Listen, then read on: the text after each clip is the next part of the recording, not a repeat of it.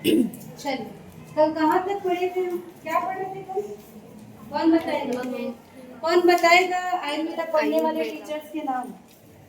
वेदों के नाम क्या क्या ब्रह्मा जी से शुरू किए थे? कौन कौन थे आगे? आदि पुरुष अश्वनी कुमार आत्रेय। वैसे तो देखो, याद करना पड़ेगा ना, एग्जाम में पूछता है। इस यूनिट में देखो, इस यूनिट में भी फिर से पौधों के बारे में भी पढ़ना है। आयुर्वेदा अभी हम उसकी थ्योरी पढ़ रहे हैं, पौधे भी पढ़ना है, पर इस यूनिट में, फोर्थ यूनिट में ना ज्यादातर पौधों को नहीं पूछता है, क्योंकि ऑलरेडी आपको थर्ड यूनिट में वो बहुत सारे पूछ चुका होगा। तो इस यूनिट में आपको ये चिकित्सा पद्धति को पूछेगा। तो जो तीन है आपको, आयुर्वेदा, यूनानी और सिद्धा, इनमें आयुर्वेदा का ही ज्यादा डिटेल हमको दिया हुआ है। तो आप मान के चलिए, आपको ये क्वेश्चन 10 नंबर का इस यूनिट से पूछेगा ही कि इंडिजिनस सिस्टम, जो आपका क्या बोलना चाहिए, पद्धति है, चिकित्सा पद्धति, उसमें आयुर्वेदा को विस्तार से समझाइए करके। तो अगर ये 10 नंबर का पूछेगा तो आपको शुरू से उसके डेफिनेशन से लेके उसकी हिस्ट्री, उसके ये जो जितने भी वैद हैं उनके नाम, और अभी जो और पढ़ेंगे ये सबको आपको थोड़ा थोड़ा थोड़ा थोड़ा लिखना पड़ेगा।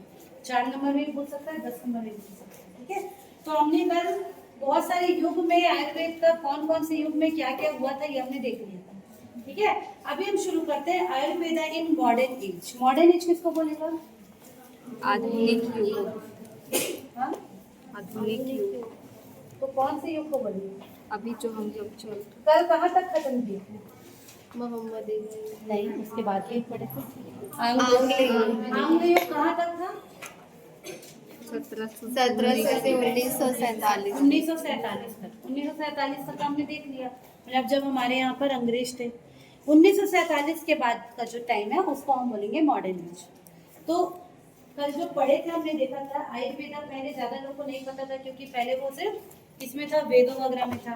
फिर समय समय पर अलग अलग जो काल थे, अलग अलग युग थे, उसमें कुछ राजाओं ने और कुछ बौद्ध वाले जो धर्म वाले थे, उन्होंने आयुर्वेदा को बहुत फैलाया, है ना। हम कल देखे थे राजाओं ने क्या किया था, शिलालेखों में लिखवा कर कि क्या क्या आपको हर डे फॉलो करना चाहिए, ऐसे ऐसे करके बहुत प्रचार प्रसार किया। उसके बाद जब कौन सा युग आया था, महामदीय युग, और उसके बाद आंग्ल युग। तो इस टाइम पर भी जो आपका ये वाला है कौन सा, महामदीय युग, इस टाइम पे कौन था हमारे देश में? मुगलों का शासन था। आंग्ल युग में हमारे देश में अंग्रेजों का था। तो उनमें बहुत लोगों ने आयुर्वेदा को आगे बढ़ाया और फॉलो किया, लेकिन फिर भी जितने तेजी से आयुर्वेदा बढ़ रहा था उतने तेजी से वो उस समय नहीं बढ़ पा रहा है ना, ठीक है।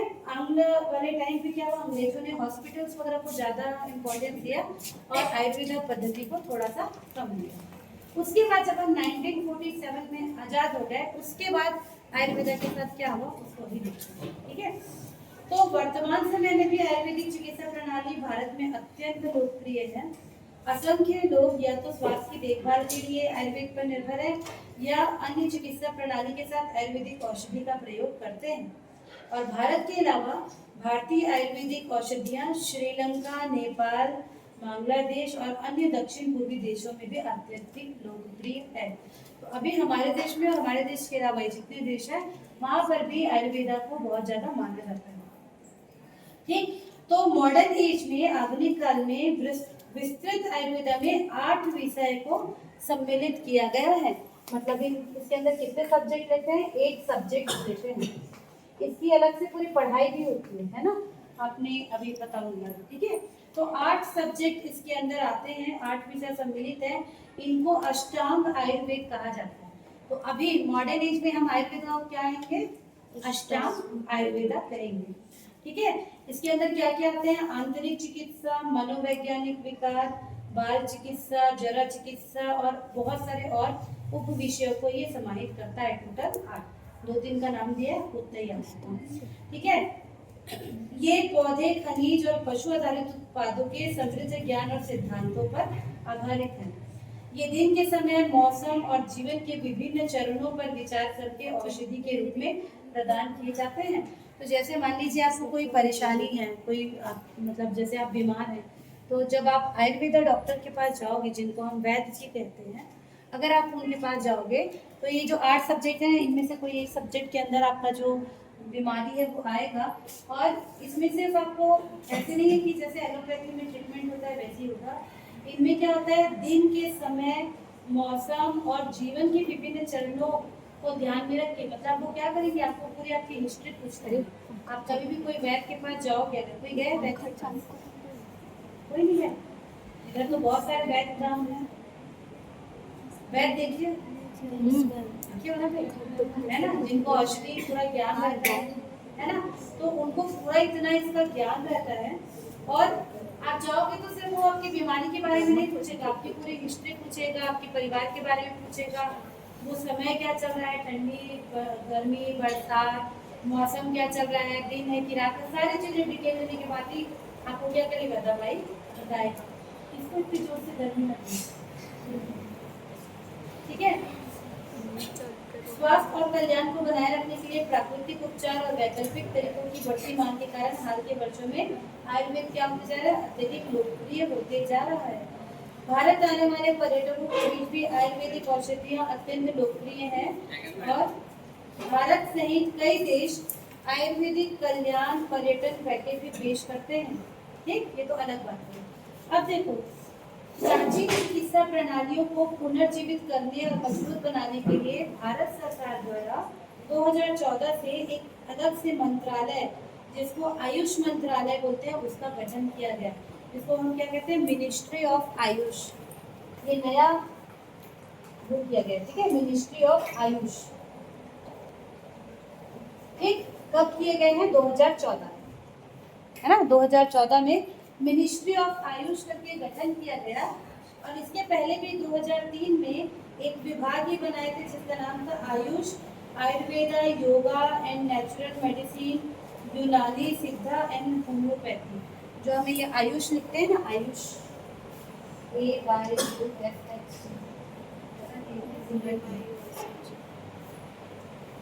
ठीक है, ठीक, जो हम ये आयुष लिखते हैं, ये 2003 में एक और बनाए थे। देखो, 2 बार बना चुकी गवर्नमेंट। एक बार 2003 में आयुष करके एक अलग डिपार्टमेंट बनाई थी, और 2014 में तो एक पूरा इसका मंत्रालय बनाया गया, मिनिस्ट्री ऑफ आयुष। तो ये वाला जो आयुष बना था 2003, इसका फुल फॉर्म ही है, ए से आयुर्वेदा, वाई से योगा, वाई दिख रहा है, वाई से योगा, ठीक है, yoga and natural medicine, you से यूनानी, एस से सिद्धा और एच से होम्योपैथी। तो इनका एक पूरा डिपार्टमेंट बना था ताकि हम क्या करें, हमारा जो नेचुरल प्राकृतिक जो सिस्टम है ना, उसको फिर से अच्छे से किया जा सके, ठीक है। क्यों इनकी स्थापना की गई थी, ताकि इससे संबंधित शिक्षा और अनुसंधान पर ध्यान केंद्रित किया जा सके। तो वर्तमान समय में भारत में टोटल 495 प्राइवेट और शासकीय आयुर्वेदिक महाविद्यालय हैं। पूरे इंडिया में 495 कॉलेजेस हैं आयुर्वेदा वाले, है ना। हमारे छत्तीसगढ़ में भी है कि नहीं? आयुर्वेदिक कॉलेज नहीं जानते हो? जानते हो कि नहीं? रायपुर में है, नहीं जानते? आप एमजी रोड में जाओगे तो आपको लाइन से मिलेगा, गवर्नमेंट का डेंटल कॉलेज मिलेगा, फिर आपको आयुर्वेदिक कॉलेज मिलेगा, फिर आपको साइंस कॉलेज मिलेगा, फिर रविशंकर यूनिवर्सिटी मिलेगा लाइन से, ठीक है। तो ये जो है, ये पहले नॉर्मल था, अभी ये आयुष मंत्रालय के अंदर ये जितने भी 495 कॉलेजेस हैं, यहाँ पर इसी की डिग्री मिलती है, किसकी? आयुर्वेदा की। आयुर्वेदा की डिग्री मिलती है वहाँ पर, जो लोग पढ़ते हैं, बहुत लोग पढ़ते हैं, इसमें देखो दिया भी है ना। जो विभिन्न राज्यों में स्थित अलग अलग विश्वविद्यालयों से संबद्ध है। यहाँ कुल 29,470 छात्रों को प्रति वर्ष स्नातक और स्नातकोत्तर स्तर की शिक्षा प्रदान की जाती है। जैसे आप भी पढ़ रहे हैं ना, आप किसके अंदर आते हैं? उच्च शिक्षा विभाग के। आप किस में आते हैं? उच्च शिक्षा। वैसे ये जो पढ़ेंगे इनका भी अलग से कॉलेज होता है, जहाँ पे आयुर्वेदिक की या होम्योपैथी की, है ना, ये लोग क्या करते हैं? पढ़ाई करते हैं और उसकी डिग्री भी मिलती है, स्नातक, स्नातकोत्तर और डॉक्टरेट की डिग्री वहाँ से ये मिलती है, ठीक है। इन सभी आयुर्वेदिक महाविद्यालयों की देखरेख भारतीय आयुर्विज्ञान की केंद्रीय परिषद, जिसको central council of Indian Ayurveda कहते हैं, वो करते हैं। और आयुर्वेदिक चिकित्सक को क्या कहा जाता है? वैद्य कहा जाता है। इतने पॉइंट्स आपको किसके अंदर बताने हैं? आयुर्वेदा इन मॉडर्न एज के अंदर बताने हैं। तो कितने विषय हो गए? 8 विषय हो गए। 2003 में आयुष करके एक डिपार्टमेंट बना, उसके उसके बाद 2014 में मिनिस्ट्री ऑफ आयुष करके बना। इसके अंदर 495 क्या आते हैं, कॉलेजेस आते हैं, जिसके अंदर हर साल लगभग 30,000 बच्चे क्या कर रहे हैं, स्नातक और स्नातकोत्तर कर रहे हैं और यहाँ पे क्या बोल रहे हैं, डॉक्टर बन रहे हैं। होम्योपैथी भी इसी के अंदर आता है, सिद्धा, यूनानी, योगा। अभी योगा को भी बहुत ज़्यादा प्रमोट कर रहे हैं, आपको पता है कई कॉलेजेस में भी योगा करके सब्जेक्ट खोल रहे हैं। आप आगे चल के योगा के भी टीचर बन सकते हैं, ठीक है। तो बीच में देखो ये कब शुरू हुआ, 2003 में। 1947 से हम आज़ाद थे, तो जब आज़ाद हुए तो हमारी स्थिति उतनी अच्छी नहीं थी ना भाई। अंग्रेज पूरा क्या कर गए थे, पूरा लूट के ले गए थे, है ना। बेसिक चीज़ों से हमारा देश क्या हो रहा था, जूझ रहा था, खाने पीने की। फिर धीरे धीरे सब चीज़ बढ़ा, हरित क्रांति हुई, श्वेत क्रांति हुई, सब पढ़े हो ना। उसके बाद फिर हमने इन सब चीज़ों पे काम करना शुरू किया। तो 2003 के बाद से ये जो हमारा नेचुरल सिस्टम था, आयुर्वेदा हो गया, होम्योपैथी हो गया, इन सब के ऊपर भी क्या किया जाने लगा, फोकस किया जाने लगा कि हम क्यों एलोपैथी को आजमाएं, हम क्यों नहीं आयुर्वेदा को आजमाएं। और इसी कड़ी में जो आपका ये एनईपी है, देखो आपके पहले जो लोग बीएससी पढ़े हैं, इवन मैं भी बीएससी पढ़ी हूँ ना, मैं बीएससी पढ़ी होगी कि नहीं पढ़ी होगी, है ना। तो हम लोग भी जब बीएससी पढ़े हैं तो हमने भी कभी ये सब नहीं पढ़ा, क्योंकि पहले ये सिलेबस में ही नहीं होता था। बॉटनी वालों को ही बॉटनिकल प्लांट जो मेडिसिन में यूज़ होते हैं उसके बारे में नहीं पता था। लेकिन जब आपका ये एनईपी आया, आप एनईपी की क्या है, दूसरे बैच है। हमारे छत्तीसगढ़ में एनईपी पिछले साल से लागू हुआ है ना भाई, आप दूसरे बैच है। तो एनईपी में हर सब्जेक्ट में ये जो हमारी जो भारतीय संस्कृति की चीज़ें हैं, इसको क्या किया जा रहा है, इंक्लूड किया जा रहा है, ताकि हमको पता रहे। हालांकि इसकी पढ़ाई पूरी अलग होगी आयुर्वेदा की, पर आपको भी कहीं ना कहीं थोड़ा थोड़ा इसका नॉलेज रहे कि क्या होता है आयुर्वेदा, उसमें कैसे इलाज करते हैं, है ना, कौन कौन से पौधे। अब बॉटनी में जब हम पढ़ रहे हैं तो हम क्या पढ़ रहे हैं, कौन कौन से पौधे उसमें क्या किए जाते हैं, उपयोग में लाए जाते हैं। ठीक, इधर आपको इसका हिस्ट्री, कल से जो हम पढ़ते हैं हिस्ट्री। ठीक, चलो अब आयुर्वेदा में नेक्स्ट टॉपिक है जिसको कहते हैं पंच महाभूत। पंच महाभूत हेडिंग डालिए।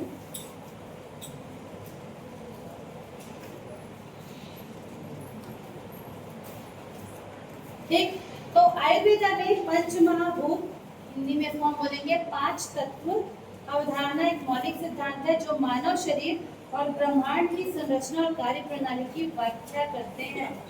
मानव शरीर से जुड़ा हुआ है भाई। शक्तिमान देखे हो पहले, शक्तिमान मुझे माना था कि नहीं? हमारे टाइम में बहुत आता था, वही देखना है। तो जब ऐसे पीछे पे लगता था तो उसके में ऐसे 5 कुछ चलता था, कुछ देखिए, है ना। वो बताता था कि हमारा शरीर क्या हुआ है, पांच तत्वों से बना हुआ है। वही तो है ये चीज, वही तो हम पढ़ रहे हैं। पंच, इसको क्या बोलते हैं, पंच महाभूत। और हमारा जो मानव शरीर है और ब्रह्मांड की संरचना की कार्य प्रणाली, दोनों जुड़े हुए हैं। मतलब हम क्या है, ब्रह्मांड से जुड़े हुए हैं। तो ये पंच तत्व और 5 महाभूत कौन कौन से होते हैं, कौन बताएगा?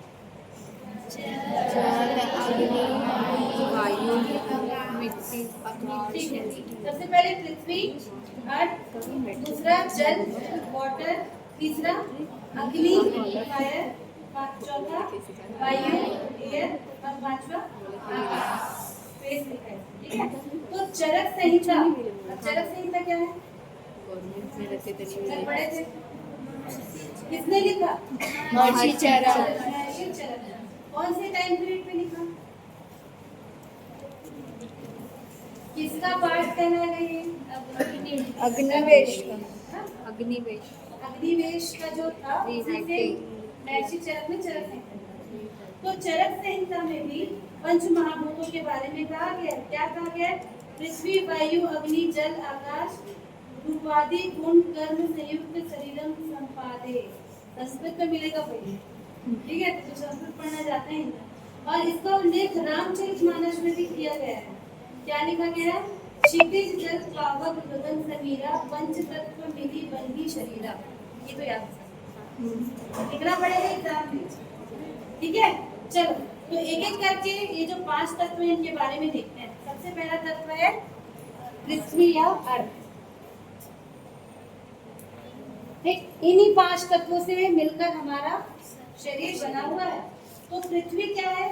यह शरीर की मतलब शरीर की संरचना और स्थिरता का प्रतिनिधित्व करती है। देखो जो 5 तत्व है वो हमारे शरीर का जो भी क्वालिटी है उसको कहीं ना कहीं को क्या कर रहा है, शो कर रहा है। तो हमारे शरीर की संरचना और स्थिरता का प्रतिनिधित्व कौन करती है, पृथ्वी। यह गुण भारी, कठोर, स्पष्ट, घना, मोटा, स्थिर और प्रमुख गंध अनुभूति कराता है। जो 5 तत्व हैं उनकी कुछ ना कुछ प्रॉपर्टीज होती हैं, उनको यहाँ पर लिखा गया है। तो ये बहुत सारे हैं, आपको 2-3 याद रखना पड़ेगा, थोड़ा मिलता जुलता है। जैसे अगर हम पृथ्वी की बात करें तो इसका गुण क्या होगा, भारी, कठोर, स्पष्ट, घना, मोटा और स्थिर।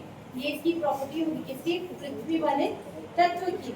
और ये कफ दोष को प्रतिनिधित्व करता है। हम लोग आगे पढ़ेंगे त्रिदोष, 3 टाइप के दोष होते हैं, कफ, वात और पित्त। तो जो पृथ्वी है वो किसको प्रतिनिधित्व करता है, कफ दोष। मतलब अगर किसी को कफ का जो प्रॉब्लम होगा, मतलब उसके पृथ्वी वाले तत्वों में कुछ प्रॉब्लम है, ऐसा जो आपके जो बैठ होंगे ना, जैसे नाड़ी छू के बताएंगे, उनको ऐसे छूने में पता चल जाएगा कि इनका कौन सा दोष है और कौन सा तत्व इनका गड़बड़ है। ठीक है, लेकिन आपको ये याद करना है। ठीक, भोजन, जड़ी बूटियां और व्यक्तिगत विशेषताएं जो इन गुणों को दर्शाती हैं पृथ्वी तत्व का निर्माण करती हैं। लेकिन आपको पृथ्वी तत्व के लिए लिखना है। दूसरा तत्व है जल, या जिसको हम बोलेंगे क्या, वाटर। ठीक, अब इसके क्या गुण है देखिए। वाटर शरीर में सरलता तथा सामंजस्य का प्रतिनिधित्व करता है। इसका गुण क्या है, तरल, बेस्वाद, ठंडा, भारी, धीमा, घना, मुलायम और चिपचिपा। ये इस तत्व के गुण है। इसमें से 2-3 गुण आपको याद करने होंगे जो समझ है। जैसे पानी बोलने पे तरल तो याद आता है ना, है ना। तो तरल हो गया, बेस्वाद, मुझे पता है पानी का कोई स्वाद नहीं होता, ठंडा, भारी, ये सब इसके गुण है। आधुनिक विज्ञान के अनुसार भी मानव शरीर भी कितने प्रतिशत पानी का बना होता है, 70 से 80%। तो आधुनिक विज्ञान भी यही बोलता है कि हमारा जो शरीर है वो पानी का बना हुआ है। और जो हमारा आयुर्वेदिक विज्ञान है वो भी हमको यही बोलता है कि हमारे शरीर के बनने में जो एक तत्व है वो कौन है, वाटर है। जल में ना तो कोई गंध होती है, ना कोई स्वाद। मानव शरीर में रक्त और अन्य तरल पदार्थ जल होते हैं। जल तत्व से भरपूर खाद्य पदार्थ जैसे कि फल, छाछ, रसदार सब्जियां आदि हैं। सभी महापंचभूतों में से यह वात और पित्त को संतुलित करने के लिए सबसे ज्यादा आवश्यक होता है। जिनके शरीर में जो 3 दोष है, वात, पित्त और कफ, सबके शरीर में ये होता है। जिनके में ये बैलेंस होता है वो कभी बीमार नहीं होता है। जैसे अगर आप अभी स्वस्थ हैं तो आपके में क्या होगा, वात, पित्त और कफ जो है वो क्या है, बिल्कुल बैलेंस है। किसी भी एक में कमी या ज्यादा होती है, जैसे किसी के में कफ बढ़ गया, कफ तो हम नॉर्मल बोलचाल में भी सुनते हैं, कफ बढ़ गया मतलब क्या बोलेंगे, सर्दी खांसी बढ़ गई बोलते हैं ना भाई, है ना। और वात और पित्त ये भी कम और ज्यादा होते हैं, तभी हम क्या होते हैं, बीमार पड़ते हैं। ठीक है, अगर आप आयुर्वेदिक डॉक्टर के पास जाओगे तो आपको कुछ और नहीं बताएगा, शरीर का नहीं बताएगा कि अंदर ये है, सूजन है, ये है, मांसपेशियों में खिंचा हुआ, वो सब ये नहीं बताएगा। वो आपको वात, कफ और पित्त से ही रिलेटेड करके बताएगा कि आपका ये बढ़ा हुआ है या ये घटा हुआ है। और वो पूरे कनेक्टेड है किससे, आपके इस 5 तत्व से। ठीक है, तो जो वाटर वाला जो तत्व है इसका काम क्या होता है, इसका काम होता है वात और पित्त को संतुलित करना। ये किसका काम है, जो आपका जल तत्व है। ठीक है, चलिए तीसरा तत्व है अग्नि, जिसको हम बोलेंगे फायर। ठीक है, तो तीसरा तत्व अग्नि होता है। यह शरीर में ऊर्जा और परिवर्तन का प्रतिनिधित्व करता है। मतलब जो लोग बहुत ज्यादा एनर्जेटिक टाइप के होते हैं ना, आप देखोगे नॉर्मल कंडीशन में भी लोगों को कई टाइप के मिलेंगे। कई लोग हमेशा से शांत टाइप के बड़े बढ़िया बोलते हैं, उस टाइप रहेंगे। कई लोग हमेशा से कूदते हुए मिलेंगे, एकदम एक्साइटेड, बिना बात के कूदे पड़े। दोनों नॉर्मल कंडीशन में आता है भाई। कभी मूड अच्छा होता है तो कोई अच्छे से हंसते कूदते रहेगा, कभी बिना मूड के भी हंसते कूदते रहेगा। तो जो अग्नि वाला तत्व है, ये जिनका स्ट्रॉन्ग रहता है, उनके शरीर में हमेशा क्या मिलेगी, आपको ऊर्जा मिलेगी। ठीक है, और परिवर्तन का प्रतिनिधित्व करते हैं। इनका गुण क्या होगा, अग्नि का गुण क्या होना चाहिए, तीव्र, गर्म, सूक्ष्म, हल्का और स्पष्ट। ये किसके गुण है, अग्नि। मानव शरीर के अतिरिक्त समस्त जीवों के शरीर में संचित ऊर्जा सूर्य की ऊर्जा का ही रूपांतरण है, हमको पता है। वायु के घर्षण से अग्नि गर्मी उत्पन्न होती है। यह ऊर्जा मनुष्य के उपापचय के साथ साथ पाचन प्रक्रियाओं के लिए भी जिम्मेदार होती है। मतलब हमारे शरीर का जो मेटाबॉलिज्म वाला जो सिस्टम है और जो पाचन वाला सिस्टम है वो किससे जुड़ा हुआ है? अग्नि तत्व से जुड़ा हुआ है। इसलिए जो ज्यादा एनर्जेटिक रहता है, मतलब क्या बोलेंगे, उनके अंदर मेटाबॉलिज्म बहुत अच्छे से हो रहा है। मेटाबॉलिज्म समझते हैं ना? मेटाबॉलिज्म मतलब उपापचय, मतलब गैस जो भी चीज हम खा रहे हैं या पी रहे हैं वो कितने अच्छे से digest टूट रहा है, कितने अच्छे से हमको पच रहा है और हमको कितनी ज्यादा एनर्जी दे रहा है। ठीक है, तो ये सारी चीजें किससे संबंधित होगी? अग्नि से संबंधित होगी। ठीक है, या इसे पित्त दोष का पर्याय बनाता है। मतलब पित्त दोष को कौन कंट्रोल करता है? हमारा अग्नि वाला तत्व। अदरक, काली मिर्च, लहसुन, लाल मिर्च आदि में अग्नि तत्व की प्रधानता होती है। देखो यहाँ पर आपको प्लांट के भी नाम दिए, जैसे आप सुनोगे अदरक गर्म करता है, आपने सुना होगा मम्मी से बोलते हुए। तभी हम क्या करते हैं, जब आपको ठंडी होती है तो चाय में कूट कूट के पीस पीस के डालते हैं, काढ़ा बनाते हैं। तो अदरक हो गया, वैसी काली मिर्च हो गई, लहसुन हो गया, ये सब क्या है? ये सब में अग्नि तत्व, मतलब जब हम इसको लेते हैं तो हमारे अंदर क्या रहता है? ये सब गर्माहट देता है। अग्नि तत्व की प्रधानता होती है। इसके संतुलन से शरीर का तापमान सामान्य होता है, त्वचा चमकती है और पाचन ठीक रहता है और मन भी संतुष्ट या स्पष्टता मन में आती है। तो अग्नि तत्व भी हमारे लिए क्या है? बहुत जरूरी है। चौथा तत्व है जिसको बोलेंगे वायु, या हम क्या कहेंगे? एयर। ठीक है, तो वायु से भी हमारा शरीर बना हुआ है। यह गति और गतिशीलता का प्रतिनिधित्व करता है। वायु बोलेंगे तो गतिशील याद आ जाएगा। इसका गुण होता है सूक्ष्म, सूखा, हल्का, साफ और शीघ्र फैलने वाला और ठंडा। तो मनुष्य वायु के बिना जीवित नहीं रह सकता। यह महाभूत हमारे शरीर में वात दोष का प्रतिनिधित्व करता है। इसका वात। ठीक है, वायु गुणवत्ता वाले खाद्य पदार्थों में सेम, दाल, सूखे मेवे, कड़वे, कसैले और तीखे खाद्य पदार्थ सम्मिलित है। तो अगर आप इस तरह की चीजें खाते हैं तो वो आपकी क्या को कंट्रोल करता है? वात दोष को कंट्रोल करता है। ठीक है, खाने पीने से हमारे जो 3 दोष होता है ना, वो कंट्रोल होता है। अगर आप आयुर्वेदिक डॉक्टर के पास जाएंगे और उसको बताएंगे ना, मान लीजिए उन्होंने बोला कि आपका वात बढ़ा हुआ है, तो आपको ये सब खाने से मना करेंगे। ये क्या करता है? वात दोष को कंट्रोल कर रहा है। क्या हम खाने से मना करेंगे? जैसे सेब हो गया, दाल हो गया, सूखे मेवे और कसैले या तीखे खाद्य पदार्थ को आपको खाने के लिए मना करेंगे। ठीक, उसके बाद 5वां है जिसको हम कहते हैं आकाश या ईश्वर या स्पेस। ठीक है, 5वां तत्व क्या है? आकाश या स्पेस। ठीक, तो यह अंतरिक्ष या शून्यता का प्रतिनिधित्व करता है। इसका गुण होता है नरम, सूक्ष्म, हल्का, स्पष्ट, चिकना, ठंडा और खुरदुरा। ठीक है, तो आकाश से युक्त खाद्य पदार्थ में आते हैं आपके पत्तेदार सब्जियां, मेथी, हल्दी, करेला, ये सब। इन्हें खाने से मन, शरीर और आत्मा डिटॉक्स हो जाती है। यह प्रकृति के 5 महाभूतों में से सबसे अधिक महत्वपूर्ण घटक है।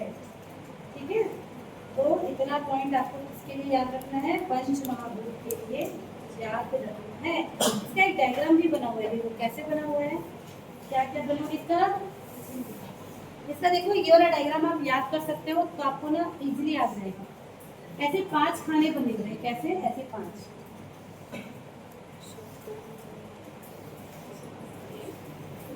ठीक है, ये क्या को शो कर रहा है? 5 महाभूत। सब एक दूसरे से कनेक्टेड है। ठीक है, तो सबसे पहले वाला जैसे यहाँ पर लिखा हुआ है स्पेस, दूसरा है एयर, तीसरा है आपका अर्थ, चौथा है वाटर और 5वां है फायर। हो गए 5 महाभूत। ठीक है, अब इनमें देखो जो आपका स्पेस और एयर वाला है ये आपके वात को कंट्रोल करता है। तो इसको ऐसे गोला करके ना यहाँ पे वात लिख सकते हो, वात। ठीक है, ये वाला जो है वाटर और अर्थ है, ये मिलकर आपके कफ को नियंत्रित करता है, कफ। ठीक, और फायर और वाटर मिलकर इसको कंट्रोल करता है, पित्त को कंट्रोल करता है। तो अगर आप इस तरह से डायग्राम में याद रखोगे तो हर एक जो आपके 5 महाभूत है उनसे कौन सा दोष जुड़ा हुआ है उसको आप याद कर सकते हैं। मुश्किल होगा ना याद करने में। मतलब जब आप आकाश और वायु दोनों के बारे में लिखोगे तब आप लिख सकते हो कि वात इससे कनेक्टेड होता है, जब आप अर्थ और वाटर दोनों के बारे में लिखोगे तो आप कफ, इससे मतलब कफ को ये कंट्रोल करता है। और एक फायर और वाटर के बारे में लिखोगे, अग्नि और जल के बारे में, तो आप बता सकते हो कि ये जो दोनों है ये पित्त दोष को क्या करता है, कंट्रोल करता है। मतलब इसको बताने का मतलब क्या है कि हमारा शरीर जो 5 तत्वों से मिलकर बना हुआ है, यही 5 तत्व जो हमारे अंदर 3 दोष होते हैं उनको क्या करते हैं, कंट्रोल करते हैं।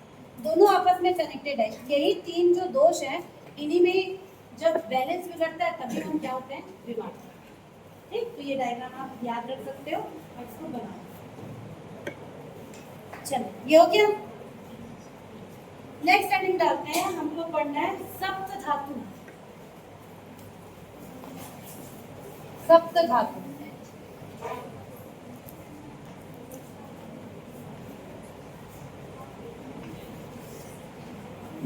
ठीक है। ये भी आप आयुर्वेदिक वाले से समझोगे कभी ना कभी। सप्त धातु, तो सप्त धातु क्या होते हैं, देखिए आयुर्वेद में सप्त धातु एक महत्वपूर्ण अवधारणा है। सप्त धातु से तात्पर्य होता है मानव शरीर में पाए जाने वाले 7 प्रकार के ऊतकों से। मानव शरीर में जैसे 5 तत्व पाए जा रहे हैं, 3 दोष पाए जा रहे हैं, वैसे 7 प्रकार के धातु या जिसको हम बोलेंगे ऊतक, मतलब कि टिश्यू पाए जाते हैं। आयुर्वेद ये मानता है कि हमारे मानव शरीर में 7 तरह के क्या पाए जाते हैं, ऊतक या टिश्यू पाए जाते हैं।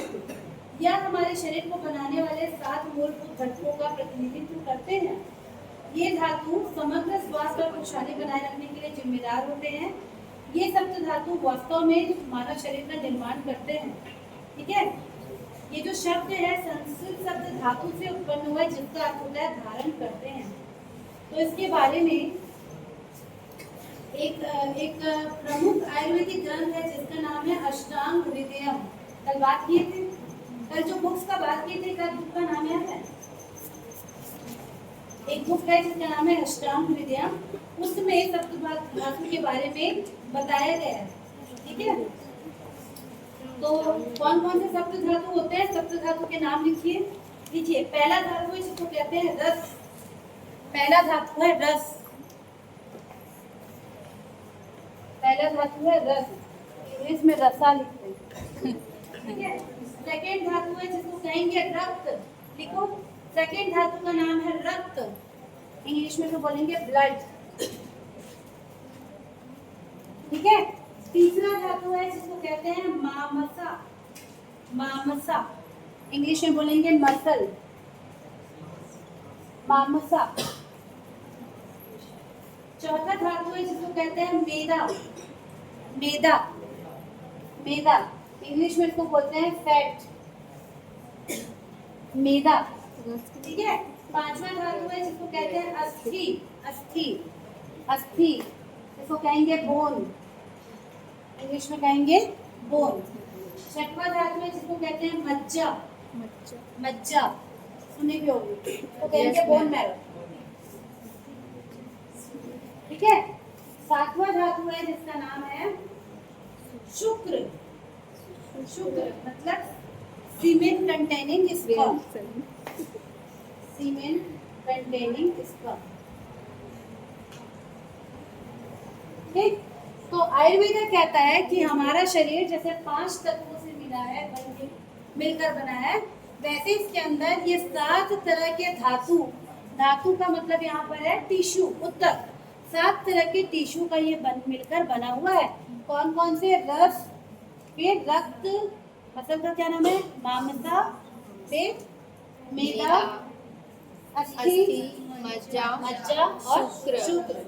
ठीक है, इन 7 चीजों से हमारा शरीर जो है वो बना हुआ है। ठीक है, बुक में कहा गया रस, रक्त, मामसा, मेदा, अस्थि, मज्जा, शुक्र, समूह, सप्त धातु संयुक्तास्तु शरीर संपादते। संस्कृत का श्लोक है, अगर याद होगा तो याद कर सकते हो, बड़ी अच्छी बात। इसके अलावा कैलिफोर्निया में, कैलिफोर्निया एक जगह है, वहाँ पर कॉलेज ऑफ आयुर्वेदा है यूएसए में। वहाँ के एक प्रसिद्ध डॉक्टर है जिनका नाम है मार्क हेल्पर। उनके अनुसार भी 7 धातुओं से मानव शरीर बना हुआ है। देखो, फॉरेनर भी इस चीज को मानते हैं, है ना। विदेश में भी आयुर्वेदा के इंस्टीट्यूट है, वो लोग भी इस पर काम करते हैं। तो एक साइंटिस्ट है, एक डॉक्टर है जिनका नाम है मार्क हेल्पर, उन्होंने भी बोला हुआ है कि जो हमारा शरीर है वो इन 7 धातुओं का बना हुआ है। जब शरीर में ये 7 धातुएं सामान्य रूप से कार्य करती हैं तो वे शरीर को सामान्य अभिव्यक्ति की अनुमति देते हैं। अगर आपकी ये 7 धातु सही है तो आपका शरीर कैसा होगा, सामान्य होगा। इनमें से किसी भी एक में जब कोई भी परेशानी होती है तब क्या होता है, हम बीमार पड़ते हैं। ठीक, चलो तो इनका विवरण देखते हैं एक-एक करके। सबसे पहले है कौन सा धातु, रस।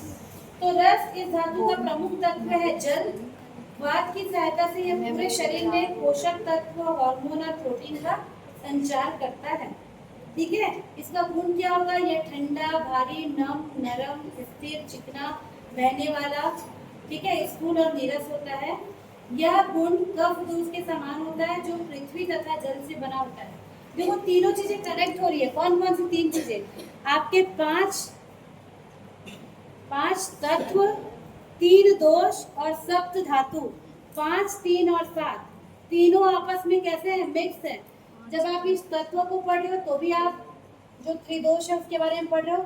जब आप ये धातु को पढ़ रहे हो तो भी आप क्या पढ़ रहे हो, जो आपके 5 महाभूत है और जो 3 दोष है उनके बारे में पढ़ोगे।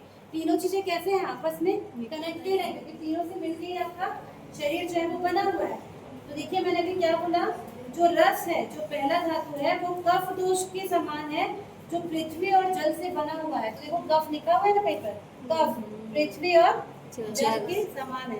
ये डायग्राम याद करना आपको काम आएगा। ठीक है, पहली धातु के रूप में जल धातु शरीर के पोषण और जल योजन हेतु जिम्मेदार होता है।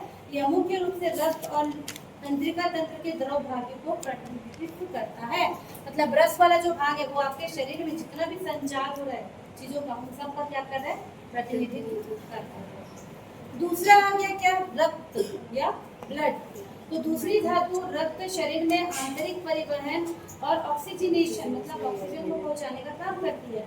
रक्त धातु में प्राथमिक तत्व अग्नि है। अब ये जो रक्त है ये किससे जुड़ा हुआ है, अग्नि से जुड़ा हुआ है। ठीक है, यह पूरे शरीर में जल तथा ऑक्सीजन का परिवहन करके मानव जीवन को सुरक्षित रखता है। इसका गुण क्या है, यह गर्म, हल्का, शुष्क, कठोर, अस्थिर, खुरदुरा, बहने वाला, स्पष्ट, सूक्ष्म और तेज होता है। यह पित्त दोष के समान होता है। देखो इससे जुड़ा हुआ है ना, हमने बात किया फायर, अग्नि, इससे जुड़ा हुआ कौन है, पित्त। ये दोनों किससे जुड़े हुए हैं, ब्लड। तो तीनों एक दूसरे से क्या है, कनेक्टेड है। ठीक है, यह पित्त दोष के समान होता है। इस प्रकार रक्त धातु का स्वास्थ्य पित्त दोष के स्वास्थ्य को निर्धारित करने के लिए महत्वपूर्ण भूमिका निभाता है। मान लीजिए आपको ब्लड से रिलेटेड कोई प्रॉब्लम है आपकी बॉडी में, तो आप नॉर्मल एलोपैथी वाले डॉक्टर के पास जाओगे ना तो आपको बीमारी का जाएगा कि आपका ब्लड प्रेशर बढ़ा है या घटा है या ब्लड का थक्का नहीं जम रहा है, जो भी प्रॉब्लम होगी। भाई अगर आप आयुर्वेदिक डॉक्टर के पास जाओगे तो क्या बताएगा, आपका पित्त दोष को आपको बताएगा कि आपका पित्त बढ़ा हुआ है या घटा हुआ है, क्योंकि ये दोनों आपस में क्या है, कनेक्टेड है। डॉक्टर बताते सेम चीज है, बस उनकी जो भाषा है वो अलग हो गई है ना। देखो है तीनों चीज कनेक्टेड, है तीनों चीज कनेक्टेड, बस उसको अलग अलग तरीके से बताया जाए। तीसरा कौन सा था, मांसा या मसल। यह धातु अथवा उत्तक शरीर के अंदर सभी अंगों को ढकता है। हमारे पास मसल्स इसलिए है कि हमारे शरीर जो अंग है वो ढक जाए तथा अंगों को शक्ति और स्थिरता प्रदान करता है। यह पृथ्वी और अग्नि से बना हुआ होता है। देखो कहाँ पर है, पृथ्वी और अग्नि से बना होता है। ठीक है, यह गर्म, भारी, शुष्क, कठोर, अस्थिरता, खुरदुरा, स्थूल और तीक्ष्ण होता है। लगभग सभी में गुण वैसे ही वैसे आते हैं, 1-2 गुण आप याद कर सकते हैं। यह गुण पित्त और कफ दोनों के संयोजन के समान होता है। दोनों चीजें इंक्लूडेड है, इसलिए पित्त और कफ दोनों से क्या होता है, उनके संयोजन के रूप में ये होता है। ठीक है, यह धातु शारीरिक विकास और स्वास्थ्य को बनाए रखने में सबसे महत्वपूर्ण होता है। मसल्स अगर आपकी अच्छी रहेंगी तो आपका जो शरीर है वो कैसे रहेगा, स्वस्थ रहेगा। ठीक, चलिए चौथा कौन सा धातु है, मेदा। मेदा। इसको कहेंगे मेदा या फैट या एडिपोज टिश्यू। ठीक है, यह धातु ठोस और दृढ़ होता है। यह शरीर के विभिन्न अंगों के बीच चिकनाई बनाए रखने का काम होता है। हमारे शरीर के लिए फैट जरूरी होता है, फैट जरूरी होता है। देखो ज्यादा फैट डिपॉजिट होता है तब हम क्या हो जाते हैं, हेल्दी होते हैं। लेकिन कुछ कुछ फैट हमारे जो अंदर के जो ऑर्गन है उनके लिए जरूरी होता है। जैसे हमारी किडनी है, उसके चारों तरफ कुछ ना कुछ फैट जमा रहना चाहिए। क्या के लिए, उसके प्रोटेक्शन के लिए। हर एक अंग के चारों कुछ ना कुछ फैट रहता है ताकि वो प्रोटेक्टेड रहे। ठीक है, तो शरीर के अंगों के बीच चिकनाई बनाए रखने के लिए जरूरी होता है और शरीर का तापमान को समरूप बनाए रखने में भी सहायक होता है। आप देखना जनरली पतले लोगों को बहुत ठंड लगती है। हमेशा ऐसा नहीं होता है, कई बार उनको भी नहीं लगती, कई बार मोटे लोगों को भी ठंड लगती है। लेकिन अगर आप हेल्थी या फैट जमा हुआ है तो ठंड थोड़ी सी कम लगती है। तो शरीर को तापमान बनाए रखने के लिए भी जो ये वाला धातु है मैदा या फैट, ये महत्वपूर्ण होता है। यह धातु शरीर में अतिरिक्त वसी पदार्थ का संग्रहण करता है। जल और पृथ्वी इसके महत्वपूर्ण तत्व है। कौन कौन? जल, जल जल जल जल और पृथ्वी इसके महत्वपूर्ण क्या है? तत्व है। पानी की उपस्थिति से वसायुक्त ऊतक को पोषण प्रकृति का पता चलता है। पृथ्वी की उत्पत्ति शरीर और दिमाग के कार्यों को स्थिर करने में इसकी भूमिका को स्पष्ट करते हैं। यह ऊर्जा भंडारण और इंसुलेशन के लिए उत्तरदायी है। और मैदा। चलिए पांचवे में आ जाते हैं। पांचवा कौन सा है आपका? अस्थि, बोन, कार्टिलेज, ये सब इसमें आते हैं। तो अस्थि स्केल को शरीर को स्थिरता और निश्चित आकार प्रदान करती है। खाए गए भोजन से पोषित होकर यह मानव शरीर को मजबूत बनाता है। यह मेद धातु का उत्तम सार है। अस्थि धातु मुख्य रूप से वात और पित्त दोष से जुड़ा हुआ है। अस्थि धातु से जुड़े महाभूत पृथ्वी और वायु है। कौन कौन है? पृथ्वी और वायु। ठीक, इसीलिए इन दोनों का वात और कफ दोनों क्या है? इससे जुड़ा हुआ है। ठीक है। अत्यधिक अस्थि धातु के फलस्वरूप हड्डियों और दांतों में असामान्य वृद्धि हो जाती है। तो आपको कभी भी अगर हड्डियों वाली प्रॉब्लम हो रही है, जैसे ठंड में बहुत लोग को होती है, आप देखना हड्डी, नस, कार्टिलेज, जैसे कई लोग होते हैं थोड़ा सा गिर गया क्या होता है? हाथ वगैरह फ्रैक्चर हो जाता है, होता है ना? आप देखना अधिकतर लोग गिरते हैं, गाड़ी से गिर गए, कुछ हो गया तो हड्डी फ्रैक्चर हो जाती है। वहीं पर उसके पीछे बैठा है, उसको कुछ नहीं होता, ऊपर से नीचे फेंक दोगे तो हड्डी नहीं टूटती। तो बहुत कुछ ही हमारे इम्यून सिस्टम के ऊपर डिपेंड करता है और बहुत कुछ इन धातु के ऊपर भी डिपेंड। अब जिसका ये बोन वाला धातु, अस्थि वाला धातु स्ट्रॉन्ग होगा, उनको ये सब प्रॉब्लम नहीं होती। अब मान लीजिए किसी को हड्डी की प्रॉब्लम है ना, हड्डी और दांतों में असामान्य वृद्धि हुई है, कोई प्रॉब्लम है, तो क्या होगा? आप डॉक्टर के पास जाओगे तो आपको उसकी दवाई देगा। वैद्य के पास जाओगे तो आपको बताएगा कि आपका क्या बोलेगा, बात कब, पित्त, ये सब बढ़ा घटा, ये सब आपको बताएगा। मुझे भी ये ज़्यादा नहीं पता। ठीक है। तो बहुत घने बाल तथा शरीर के बाहर और आंतरिक भागों में कैल्सिफिकेशन भी अधिक अस्थि धातु के लक्षण है। अगर आपके अंदर ये धातु अधिक है, कौन सा? बोन वाला, तो उनके बाल कैसे होते हैं? घने होते हैं। शरीर के बाहर कैल्सिफिकेशन दिखेगा, मतलब क्या होगा? नाखून जल्दी बढ़ना, ये सब इसके लक्षण होते हैं कैल्सिफिकेशन। दूसरी ओर अगर ये धातु आपके शरीर में कम है तो इससे ऑस्टियोपोरोसिस होता है। ऑस्टियोपोरोसिस मतलब हड्डी की बीमारी, है ना? हड्डी घुलना या हड्डी की कमजोरी होना या हड्डियों में दर्द रहना, ये सब। इसके अलावा बालों और नाखून का गिरना, कमजोर होना, ये सब इससे जुड़ा हुआ है। कौन सा? हड्डी वाले, मतलब अस्थि वाले, बोन्स वाले धातु से ये सब जुड़ा हुआ है। छठवां होता है मज्जा, मतलब जिसको कहेंगे क्या? बोन मैरो या नर्वस सिस्टम। तो आयुर्वेद में मज्जा तंत्रिका तंत्र से जुड़ा हुआ है।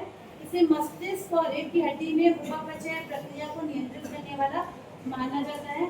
मज्जा धातु का पाचन करने हेतु जिस प्राथमिक तत्वों को उचित संतुलन में लिया जाना चाहिए वो है हवा और पानी। वायु का संतुलन तंत्रिका आवेगों के प्रभाव को नियंत्रित करता है। पानी हवा को संतुलित करती है। इस प्रकार ये तंत्रिका को अत्यधिक गति और उत्तेजना से बनाता है। ठीक है। तो मस्तिष्क और तंत्रिका को संरचना को घेरने वाली माइलिन स्तर में काफी हद तक वसा होती है। यह मुख्य रूप से जल तत्व का बना होता है। तो इससे कनेक्टेड जो होगा वो कौन सा होगा? ये वाला। कौन सा? वाटर। ठीक है, जल तत्व से जुड़ा हुआ होता है। इस प्रकार ये तंत्रिका को अत्यधिक गति और उत्तेजना से बचाता है। ठीक है। इसमें कफ जैसी विशेषता पाई जाती है। अब देखो वाटर से जुड़ा हुआ है तो यहाँ पर क्या आएगा? कफ आएगा। ठीक। वास्तव में देखा जाए तो मज्जा धातु शरीर में आवेगों और परिवहन के संयोजन में उपयोगी है। तो आप कितनी तेजी से चल फिर पाते हैं या कितने एक्टिव है, ये कौन से धातु से जुड़ा हुआ है? आपका छठवां वाला बोन है। सातवां धातु जिसको कहेंगे शुक्र, इंग्लिश में इसको कहते हैं सीमेन कंटेनिंग स्पर्म। यह प्रजनन तंत्र को निरूपित करता है, मतलब प्रजनन तंत्र के बारे में बताता है। तो मनुष्य में प्रजनन के माध्यम से संतानोत्पत्ति हेतु यह उत्तरदायी है। इसके अंतर्गत नर और मादा दोनों में समस्त प्रजनन अंग और हार्मोन सम्मिलित होते हैं जो संतान उत्पत्ति में सहायक होते हैं। शुक्र को सभी धातुओं का सार कहा जाता है। यह जीवन शक्ति और ऊर्जा के लिए जिम्मेदार है। जल सभी सप्त धातुओं का प्राथमिक पोषक है और शुक्र इसका सार सबसे अधिक परिष्कृत रूप है। ठीक। तो ये वाला जो सातों वाला फैक्टर है, ये किसको शो करता है? प्रजनन, जो आपका प्रजनन तंत्र है ना, रिप्रोडक्टिव सिस्टम है, उसमें कोई भी चीज अगर परेशानी आती है, मतलब क्या होगा, आपका शुक्र वाला जो धातु है वो कमजोर है, तभी प्रजनन, है ना। और ये सबसे इम्पोर्टेंट इसी धातु को माना गया है। क्यों माना गया है? क्योंकि रिप्रोडक्शन सबसे ज्यादा इम्पोर्टेंट है, चाहे वो पौधों के लिए हो या इंसानों के लिए।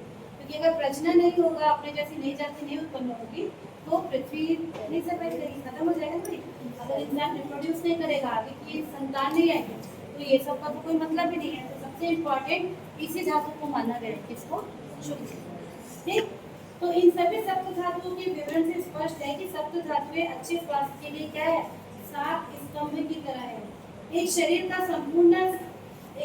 की संपूर्ण संपत्ति सप्त धातुएं होती है। इन धातुओं के बीच असंतुलन होने से शरीर क्या होता है? बीमार पड़ता है, व्याधिग्रस्त हो जाता है। ये जीवन की कुंजी है। आयुर्वेद का ज्ञान हमें हर दिन सप्त धातुओं के सामंजस्य को बनाए रखने के लिए मार्गदर्शन प्रदान करता है। तो हमारा शरीर जैसे 5 तत्वों का बना है, वैसे ही इन सप्त धातुओं का भी बना हुआ है। और इसमें से बहुत कुछ हमको नॉर्मल में समझ आता है ना, सब चीज समझ आ रहा है। देखो, रस मतलब जितना भी हमारे अंदर लिक्विड है, ब्लड मतलब खून, मसल्स, फैट, बोन मैरो और रिप्रोडक्टिव सिस्टम, यही सबसे तो मिलके हमारा क्या बना हुआ है? शरीर बना हुआ है। बस जो चीज हमको नॉर्मल नजर आती है, उसी को संस्कृत भाषा में आयुर्वेदा में क्या किया गया है बता दो। अभी का जो मॉडर्न वाला जो साइंस है, ये भी कहीं ना कहीं वहीं से ही निकला है भाई। संस्कृत सबसे पुरानी भाषा है, पता है ना, वहीं से ही सारी चीजें को क्या किया गया है? लिया गया। ठीक। तो हमको इसके बारे में भी ज्ञान होना चाहिए। ठीक। आज हम लोग इतना पढ़ते हैं, जाके इसको आप लोग फिर से पढ़ना, शब्द धातु क्या होते हैं, इस डायग्राम को याद करने की कोशिश करें। इसको याद करोगे तो कंफ्यूजन नहीं होगा, उसके बारे में इजीली लिख सकते हैं। और जो इसके कोड है उसमें लगभग सब में कॉमन पॉइंट है, उनको आप याद कर सकते हैं। ठीक है। अगले क्लास में हम लोग इसका आगे पढ़ेंगे, जो है त्रिदोष और रसायन। ठीक।